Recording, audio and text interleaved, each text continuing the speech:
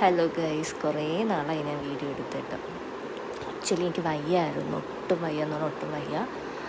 പനി, ജലദോഷം, തൊണ്ടവേദന അതെല്ലാം ഉണ്ട്. ആദ്യം തൊണ്ടവേദനയാണ് സ്റ്റാർട്ട് ചെയ്യുന്നത്. തൊണ്ടവേദന കഴിഞ്ഞാൽ ഉടനെ എനിക്ക് പനി വരും, അത് കഴിഞ്ഞ് ജലദോഷം. അങ്ങനെയാണ് ഘട്ടം ഘട്ടമായിട്ടാണ് വരുന്നത്. എന്നിട്ടേ അസുഖം കംപ്ലീറ്റ് ആയിട്ട് പോകുള്ളൂ. രണ്ട് സൈഡും എനിക്ക് തൊണ്ടയുടെ രണ്ട് സൈഡും പെയിനാണ്, ഒട്ടും അനക്കാൻ വയ്യ, അത്രയ്ക്ക് പെയിനാണ്. പനി കാരണം ശരീരം മൊത്തം പെയിനാണ്, കയ്യും കാലുമൊക്കെ കഴിച്ചിട്ട് പാടില്ല, അത്രയ്ക്ക് വയ്യ.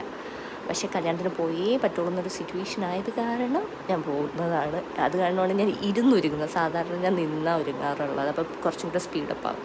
ഇരുന്ന് കഴിഞ്ഞാൽ ഞാൻ പതുക്കെ ചെയ്യത്തുള്ളൂ. അത് കാരണം ഞാൻ ഇരുന്നില്ലെങ്കിൽ ഞാൻ തലറങ്ങി വീഴുമെന്ന് എനിക്കറിയാം. കാരണം എന്ന് പറഞ്ഞാൽ ബോഡി ഒട്ടും സ്റ്റേബിളല്ല, അത്രയ്ക്ക് ക്ഷീണമുണ്ട്. എങ്ങനെയെങ്കിലുമൊക്കെയാണ് ഒരുങ്ങുന്നത്. എങ്ങനെയെങ്കിലുമൊക്കെ ഒന്ന് ഒരുങ്ങിപ്പോയാൽ മതി എന്നുള്ളത്. പക്ഷെ നമ്മൾ ഒരുങ്ങി ഇറങ്ങുമ്പോഴത്തേക്കും എന്നെ കണ്ടു കഴിഞ്ഞാൽ എനിക്ക് അസുഖമുള്ളതായിട്ടൊന്നും തോന്നില്ല. ഞാൻ ആരുടെയെങ്കിലും സംസാരിച്ചാൽ മാത്രമേ എനിക്ക് അസുഖമുള്ളതായിട്ട് തോന്നുള്ളൂ. കാരണം എൻ്റെ സൗണ്ട് മാറിയിരിക്കുമ്പോഴേ അവർക്ക് മനസ്സിലാവുള്ളൂ എനിക്ക് വയ്യ എന്നുള്ള കാര്യം.